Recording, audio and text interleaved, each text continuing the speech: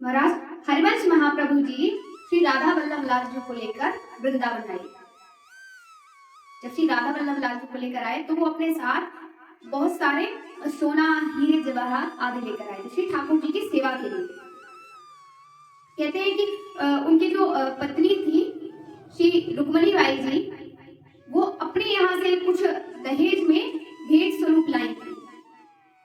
और फिर जहां से श्री राधा वल्लभ लाल जी आए तो आत्मदेव नाम के जो ब्राह्मण थे, उन्होंने अपनी 2 कन्याओं का विवाह श्री हरिवंश महाप्रभु जी के साथ किया।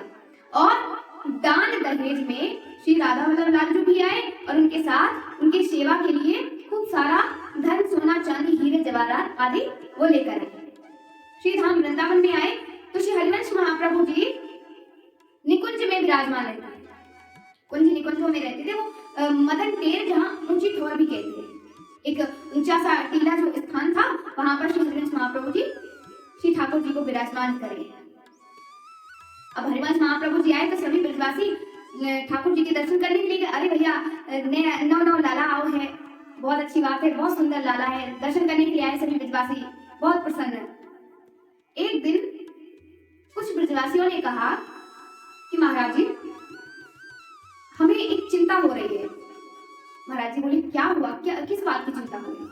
ब्रजवासियों ने कहा कि यहाँ पास में ही एक भय गांव जहाँ नरवाहन नाम का एक डाकू रहता है।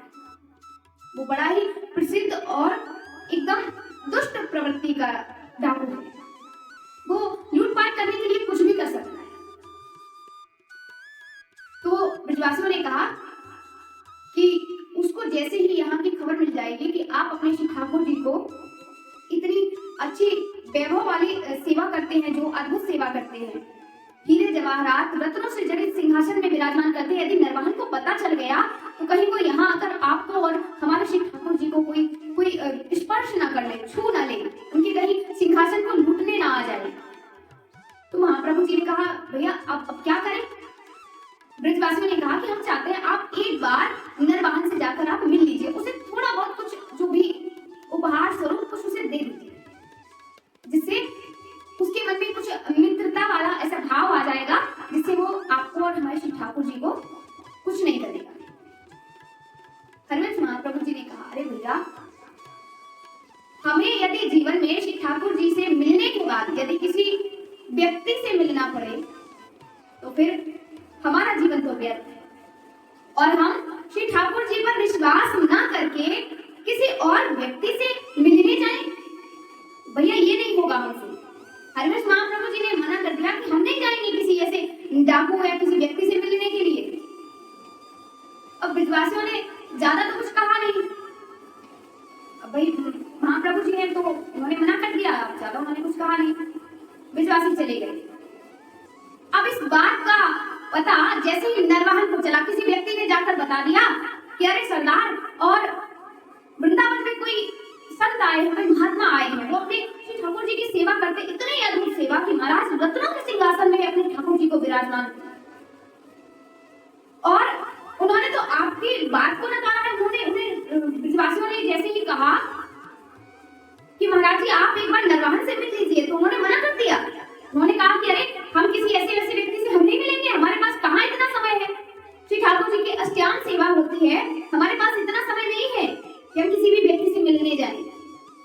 नरवाहन ने जैसे ही सुना, अरे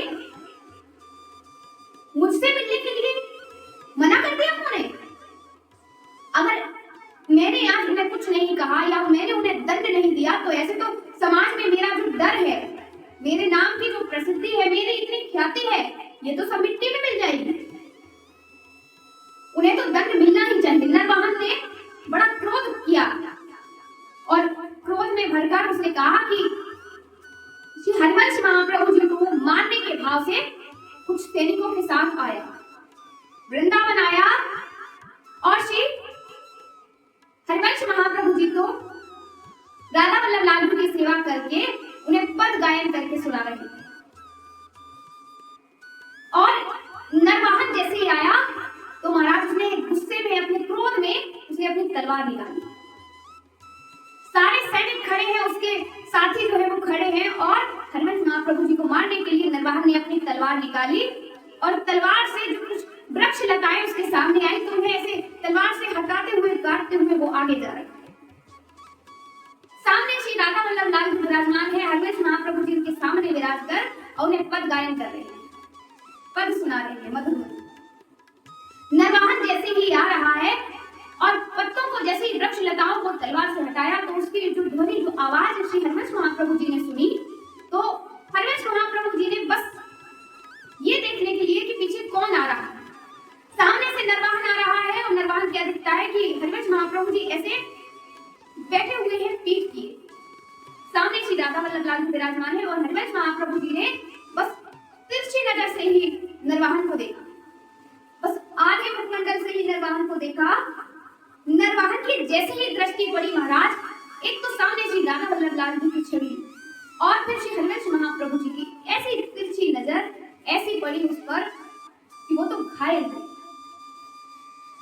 महाराज हरवंश महाप्रभु जी की जैसे दृष्टि पड़ी नरवाहन के हाथ से तो तलवार छूट गई। जितना क्रोध था सारा क्रोध पता नहीं कहां चला गया और बस उसके तो हाथ पैर कांपने लगे और वो वहीं घुटनों पर बैठ गया, घुटनों पर बैठ गया और बस आंखों से उसके नेत्रों से अविरल अश्रु धारा प्रवाहित हो रही है। बस कुछ किसी से कह नहीं रहा है, चुपचाप बस घुटनों पर बैठकर रो रहा है। उसके साथियों ने पूछा, अरे अरे सरदार क्या हुआ, आप यहाँ मारने के लिए आए थे, आपको क्या हो गया?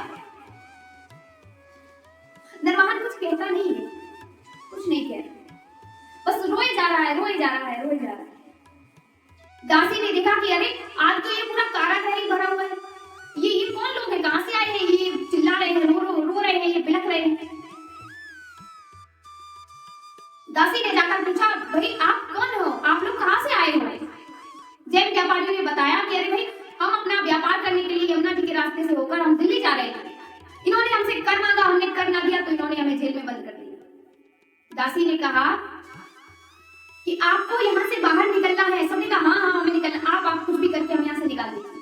दासी ने कहा कि तुम एक काम करो, सभी लोग मेरे जाने के बाद जैसे ही यहाँ सैनिक आए तो कुछ कहना नहीं उनसे, बस उच्च स्वर में जितना तुम्हारे क्षमता है, जितना जोर से तुम चिल्ला सकते हो उतने जोर से चिल्ला चिल्ला कर बस एक ही चीज कहना, क्या? राधा वल्लभ हमारे इष्ट हैं और हरवंश महाप्रभु हमारे गुरु हैं। जय जय राधा वल्लभ श्री हरिवंश श्री वृंदावन श्री वत्सल। कोई यदि पूछे तो उन्हें बस यही बता देना कि राधा वल्लभ जी हमारे इष्ट हैं, और यदि कोई तुमसे आकर पूछे कि तुम ये क्या चिल्ला रहे हो, क्या बोल रहे हो, तुमसे बस एक ही बात कहना कि राधा वल्लभ जी हमारे इष्ट हैं, हरिवंश महाप्रभु हमारे गुरु हैं, और बस जय जय राधा वल्लभ श्री हरिवंश, जय श्री वृंदावन, जय श्री वत्सल। बस यही उच्च स्वर में जितना तुम्हारे अंदर क्षमता है यही पुकारना। दासी के जाते ही वो जो जैन व्यापारी थे उन्होंने यही किया, जोर जोर से जय जय श्री हरिवंश, जय श्री हरिवंश, हरिवंश हरिवंश हरिवंश, बस यही चिल्लाने लगे। सैनिकों ने आकर पूछा, अरे भाई क्या चिल्ला रहे हो, क्या बड़बड़ा रहे हो? उन्होंने बताया, अरे राधा वल्लभ हमारे इष्ट हैं और श्री हरिवंश महाप्रभु जी हमारे गुरु हैं। सैनिक को छोड़कर चले गए, अरे ये हमारे सरदार की तरफ पागल हो गए। अब वो जैन व्यापारी तो इतने उच्च स्वर में महाराज श्री हरिवंश श्री हरिवंश श्री हरिवंश चिल्ला चिल्ला कर गा रहे हैं कि इनके इस गायन की ध्वनि, उनका ये स्वर वहां निकुंज में बैठे नरवाहन को सुनाई दिया। नरवाहन को जैसे ही श्री हरिवंश श्री हरिवंश श्री हरिवंश श्री हरिवंश जैसे ही ये स्वर सुनाई दिया, नरवाहन तुरंत छटपटाकर उठा और बस उस स्वर के पीछे भागने लगा। स्वर के पीछे भागते भागते भागते भागते वो अपने कारागृह में पहुंच गया। उसने देखा कि अरे श्री हरिवंश नाम का उच्चारण ये लोग कर रहे हैं, वो तो बस व्यापारियों ने बताया कि राधा वल्लभ हमारे इष्ट हैं, हरिवंश महाप्रभु हमारे गुरु हैं। ये सुनते ही नरवाहन तो उनके चरणों में गिर गया और हाथ जोड़कर बस कहने, अरे अरे आप तो हमारे गुरु भाई हैं, आप तो हमारे गुरु भाई, आप ऊपर कृपा कर दीजिए ना, आप ऊपर बस एक कृपा कर दीजिए, आप ऊपर बस इतनी कृपा कर दीजिए कि हम गुरु जी जो है वो हमें स्वीकार कर, वो मुझे स्वीकार कर ले। जैन व्यापारियों ने सुना तो उन्होंने कहा, अरे भैया हमें यहाँ से मुक्त तो कर दो। नरवाहन ने तुरंत सैनिकों को बुलवाकर हमें मुक्त करा दिया और बस फिर से अपने वही धुन में वही गुणगान करने लगा, श्री हरिवंश श्री हरिवंश श्री हरिवंश। जैन व्यापारी बाहर निकले, सभी ने आपस में ये बात, अरे हरिवंश हरिवंश नाम का उच्चारण